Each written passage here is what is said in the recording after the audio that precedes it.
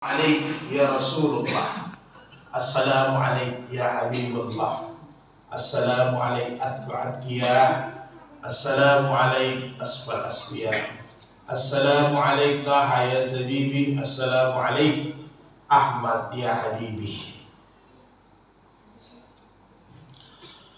Bapak dan ibu sekalian yang berbahagia, sebelum kita salat tarawih, maka yang disunnahkan oleh Rasulullah di awal ini kita start Ramadan. Mumpung ini betul-betul start Ramadan kita, supaya nanti seterusnya bernilai bagus. Maka dalam Sunan Tirmizi satu hadis sahih Rasul mengajarkan kepada kita semua, apabila berganti bulan seperti yang kita rasakan tadi ini antara Sya'ban dengan Ramadan, maka dianjurkan kita berdoa kepada Allah. Karena tentunya bagus atau tidaknya, berhasil atau tidaknya Ramadan kita, tentunya semua pertolongan dari Allah Subhanahu wa Ta'ala. Tanpa pertolongan Allah kita tidak bisa buat apa-apa.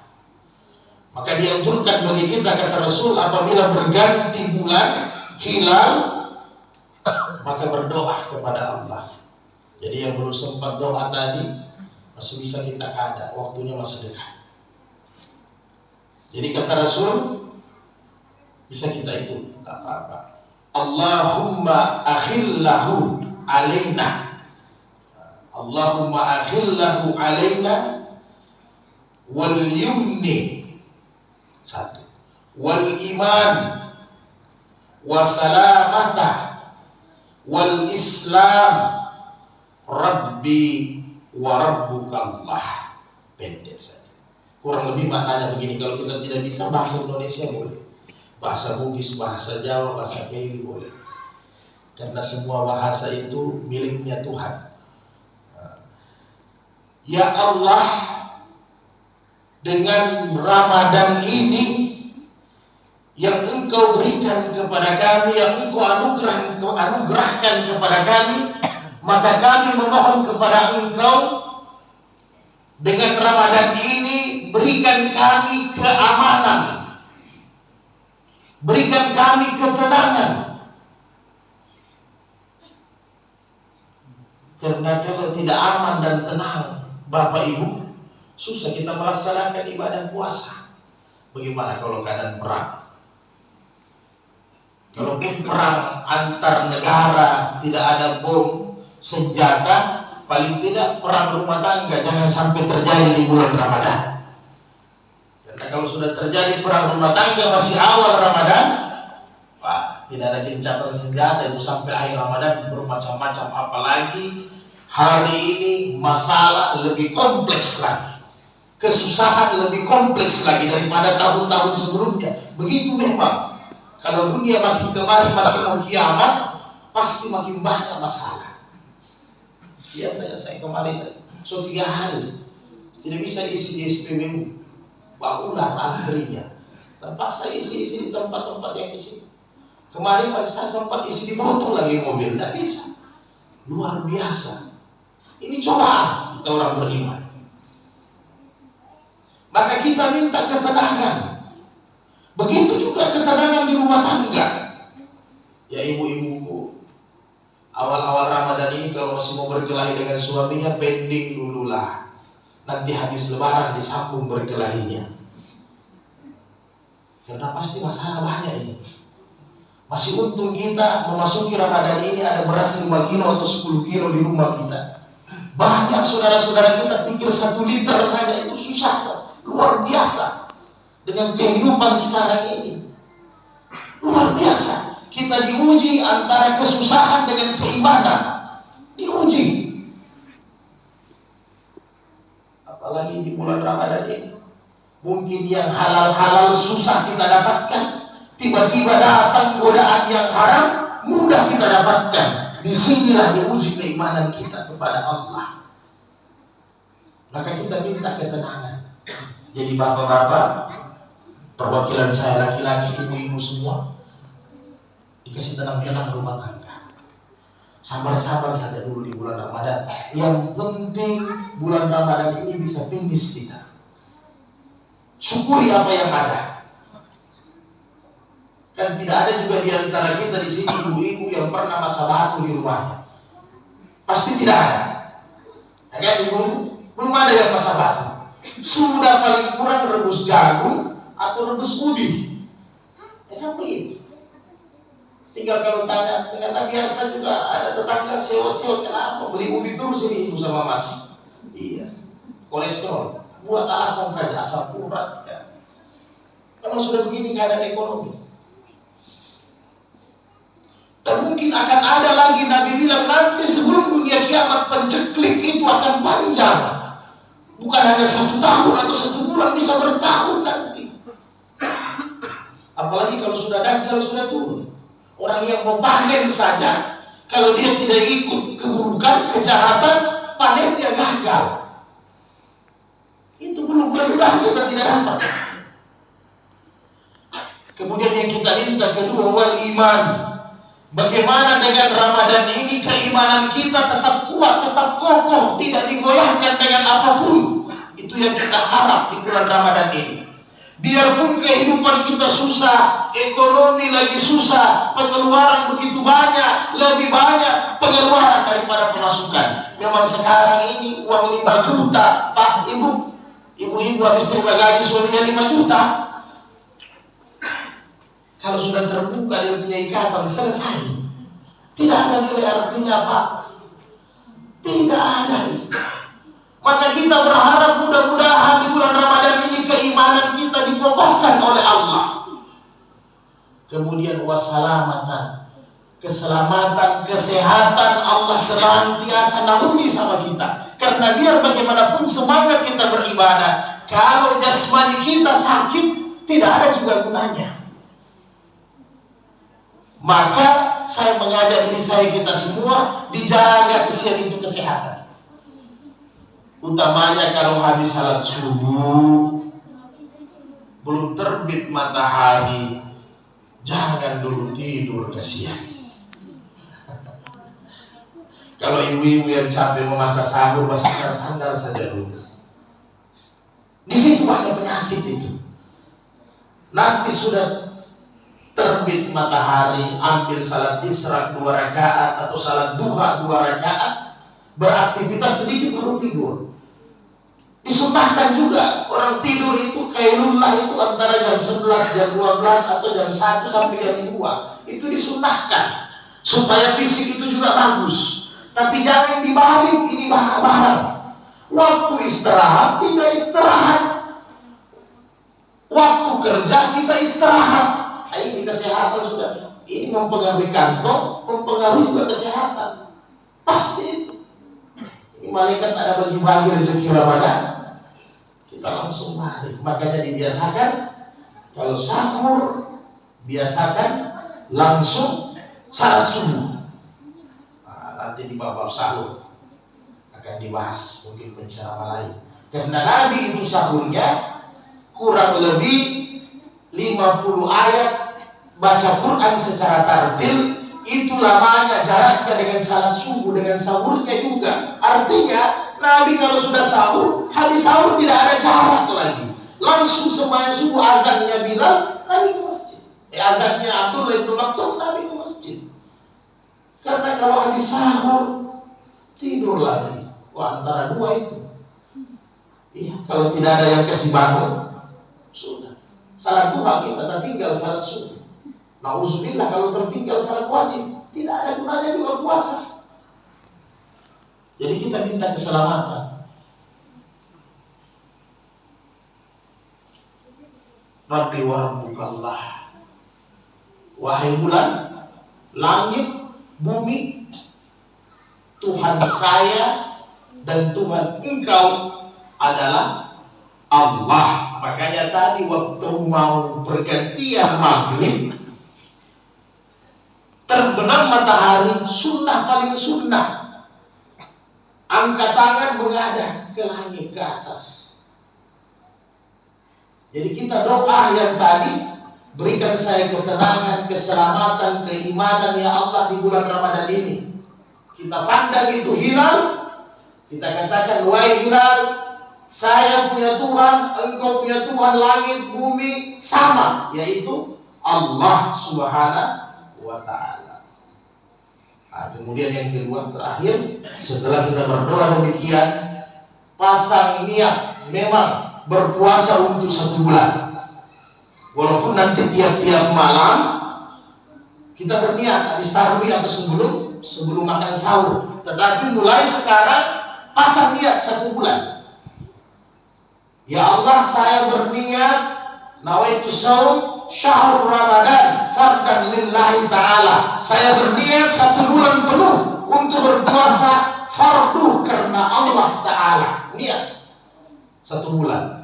Siapa tahu nanti ada hari ketiga, hari keempat kita lupa. Jadi niat dari awal sudah bisa mewakili daripada niat-niat tiap malam. Hanya kalau untuk ibu-ibuku semua, tiba-tiba nanti ada halangan haid, atau ada yang musafir, atau ada yang habis sakit, nanti niatnya diperbarui lagi karena sudah putus dari awal. Jadi kalau sudah lagi tinggal 10 puasa, tinggal berniat lagi dari awal, saya lihat untuk 10 hari puasa. Jadi kita hanya ihtiyati, berhati-hati, jangan sampai terlupakan. Kalaupun tidak terlupakan, tiap-tiap malam, tiap hari berniat boleh. Jadi Bapak dan Ibu sekalian, ini kita sudah digaris besar semua. Sampai sahur dilepas. Nah, mudah-mudahan sampai 30 km per 30 hari kita sampai finish. Tadi Ustaz Irfan sudah sampaikan, kalau tidak ada persiapan bahaya. Karena orang-orang dulu persiapannya itu jauh. Bapak sekalian, dalam hadis sahih, kapan persiapannya para sahabat menghadapi Ramadan? Ada bulan sebelum Ramadan mereka sudah buat persiapan. Kemudian sesudah Ramadan, 6 bulan sesudahnya, mereka senantiasa berdoa kepada Allah supaya amalan Ramadannya diterima oleh Allah. Bayangkan, subhanallah. Biasa kita populer, kita berdoa kan hanya Allahumma barik lana fi Rajab wa Sya'ban wa balikna fi Ramadan. Biasa hanya mulai dari Rajab. Ada yang katakan itu hadisnya daif. Hadisnya memang daif. Tapi kalau mau hadisnya yang sahih, bukan dari Rajab, dari Rabiul Awal.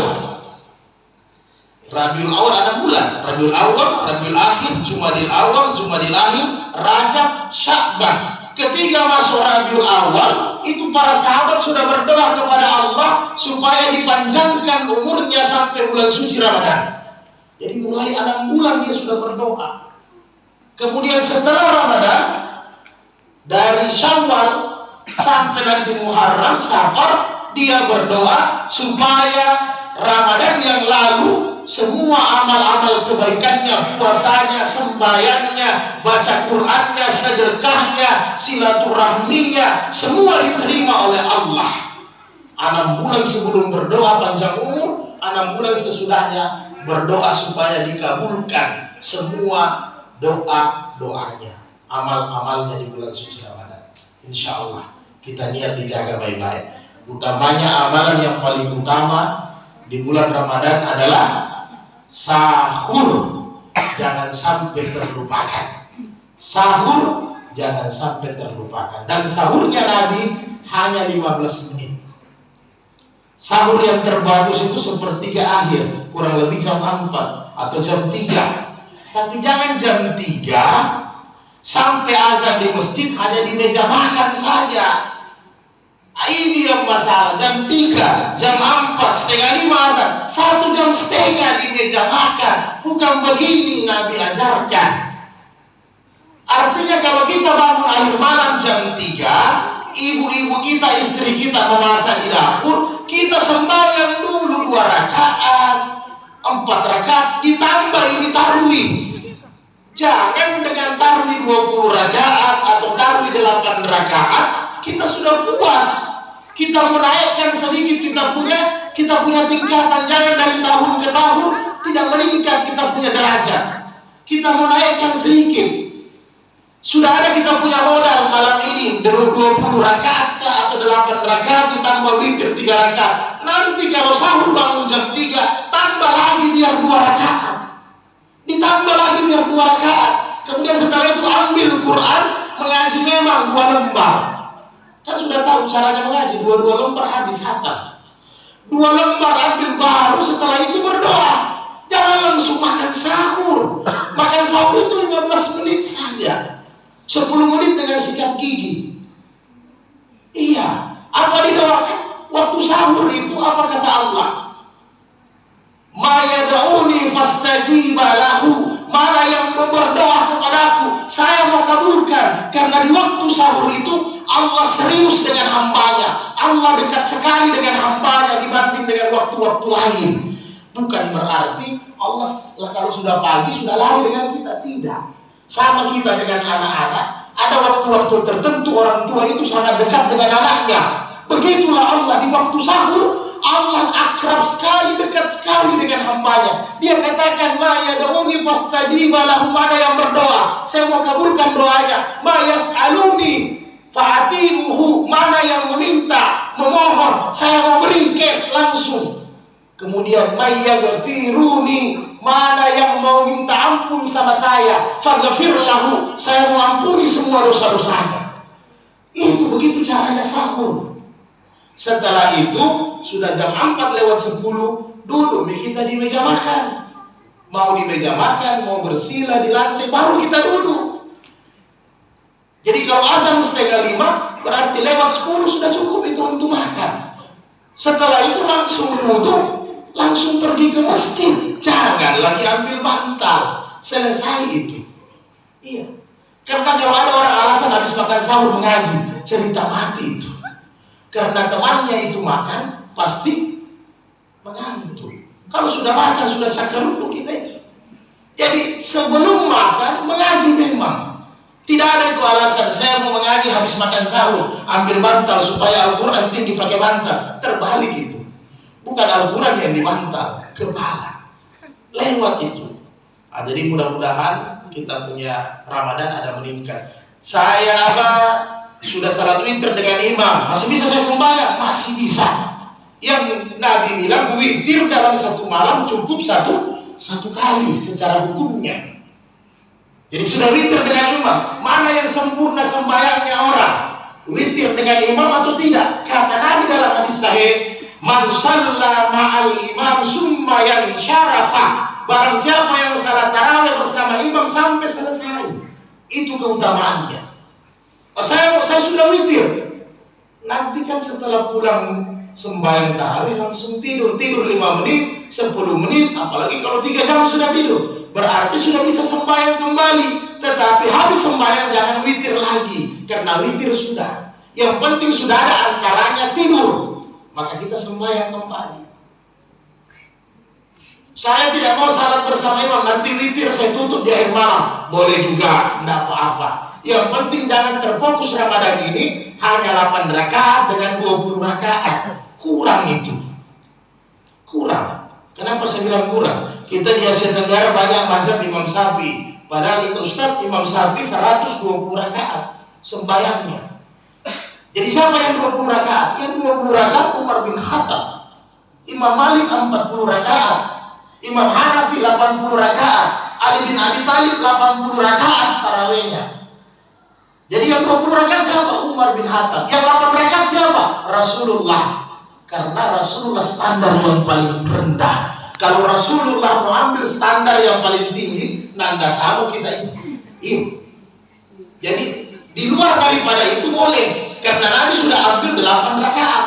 Berarti yang mau 10, yang mau 20, mau 36, mau 80, apakah dia durhaka sama Nabi? Tidak durhaka sama Nabi. Justru prinsip ibadah uzkurullah zikran kasiran, sebanyak-banyaknya. Hanya Nabi ambil yang paling kecil. Kalau Nabi ambil standar yang paling besar, setengah mati kesian orang-orang lain. Karena tidak semua orang seperti Imam Syafi'i. Maka dengan itu jangan ambil di bawahnya Nabi. Saya mau tarawih 4 rakaat. Boleh atau tidak? Boleh, tapi jangan di bawahnya Nabi. Paling tidak sama dengan Nabi atau di atasnya Nabi. Demikian kira-kira Bapak dan Ibu, semoga tetap semangat kita Ramadan. Semoga Allah berkahi kita di bulan Ramadan. Kemudian jangan takut miskin, jangan takut susah di bulan Ramadan. Yakinkan diri selagi masih hidup, Allah yang kasih rezeki. Perbaiki ibadah, perbaiki salat. Al-afwa minkum, subhanallah.